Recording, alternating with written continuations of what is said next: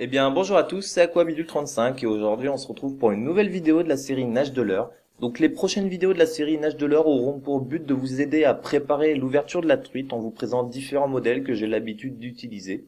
Donc aujourd'hui j'ai choisi le petit T-Crank et le T-Crank Evolution de chez Génération Leurre. En fait c'est le même modèle que le Nano Crank sauf que celui-là va avoir une plus grande bavette ce qui va lui permettre de plonger plus profondément dans la couche d'eau. Donc c'est un leurre qui fait 3 cm pour un poids de 3 grammes environ, donc il va vraiment très bien se lancer. Ça va être un leurre flottant, donc on va pouvoir l'utiliser dans des endroits assez encombrés, et où on va pouvoir le relâcher de manière à ce qu'il remonte un petit peu pour passer au-dessus de l'obstacle.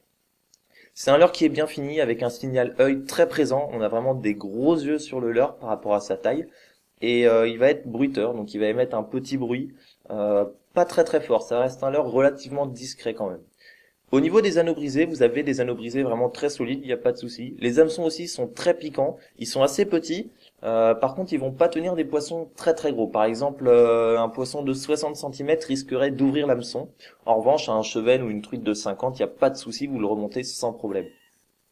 D'ailleurs, j'ai oublié de vous parler de ça, il y a un petit détail sur ce leurre que j'aime beaucoup. Sur certains modèles, en fait, on a l'impression que le leurre a été verni par-dessus des stries qui représenteraient les écailles. Et ça donne un petit côté irisé au leurre qui est vraiment très sympa, ça lui rajoute aussi un petit peu de réalisme. D'ailleurs, en parlant des coloris, vous allez avoir une dizaine de coloris au total. Donc vous avez des coloris très naturels, des coloris ghost, un peu comme celui-là. Petit coloris truite aussi, qui peut être assez sympa, enfin truite et verron. Et vous allez aussi avoir un coloris tout noir qui peut être très intéressant dans des eaux boueuses comme on peut avoir en début de saison. Donc c'est un leurre qui va s'adresser à toute pêche en ultra léger, que ce soit de la pêche de la truite, pêche du chevenne, pêche de la perche, même petit black bass. Et vous allez aussi pouvoir l'utiliser en rock fishing, comme par exemple pour pêcher des petits bars, pour pêcher des petits chinchards ou des petits lieux. Mais moi je vous le conseille pas trop parce que c'est un leurre qui risque de rouiller si vous le rincez mal et ça serait dommage de perdre un leurre bêtement. Au niveau des postes sur lesquels vous allez pouvoir utiliser ce leurre, vous allez pouvoir l'utiliser sur plein de postes différents. Mes terrains de jeu favoris sont les ruisseaux, les petites rivières, voire même les rivières de taille moyenne où il y a des postes très marqués. Dans tous les cas, vous allez pouvoir l'utiliser dans tout ce qui va être fosse, petits trous d'eau dans lesquels il faut creuser un petit peu la pêche pour trouver des poissons. Vous allez aussi pouvoir l'utiliser dans les gravières, donc gravières peu profondes et gravières moyennement profondes, c'est-à-dire jusqu'à 1 mètre de fond, c'est assez sympa à pêcher, par exemple pour le chevenne, ou par exemple pour passer entre deux touffes d'algues pour essayer de débusquer une truite. Vous allez aussi pouvoir l'utiliser sous des cascades ou dans des courants, mais attention aux courants violents quand même, parce que c'est un leurre qui va pas tenir les courants très très forts, comme par exemple les courants des torrents. Par contre, sous une petite cascade, sous un gué, etc., vous allez pouvoir l'utiliser sans souci. C'est un leurre d'ailleurs qui va creuser un petit peu et qui va pouvoir ricocher contre les pierres sans s'accrocher, donc c'est un avantage. Ça vous évite de mettre une cuillère et de la perdre bêtement.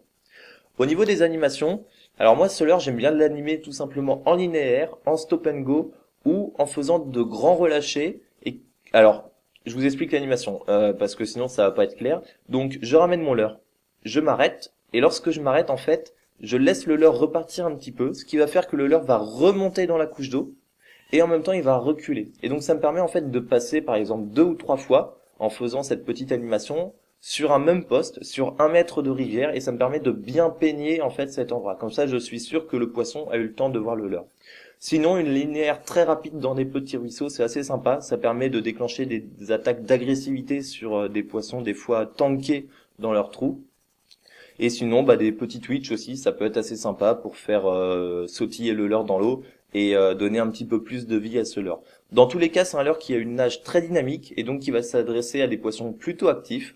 Après, lorsque vous trouvez des endroits où les courants sont très faibles, c'est un leurre que vous pouvez utiliser en linéaire très lente et ça peut aussi déclencher l'attaque sur des poissons très peu actifs. Je pense par exemple au chevenne, j'ai eu l'occasion d'en prendre pas mal comme ça dans des courants lents avec le Nano Crank en ramenant tout doucement.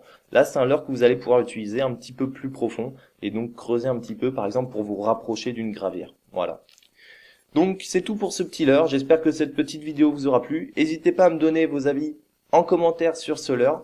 Malheureusement, je n'ai pas pu vous filmer la nage de ces leurres-là sous l'eau parce que les conditions de météo ont fait que l'eau est complètement trouble. Et voilà, les images que j'ai fait sont vraiment pas belles, donc j'ai pas envie de vous présenter ça. Je préfère vous présenter une vidéo de qualité quand je pourrai.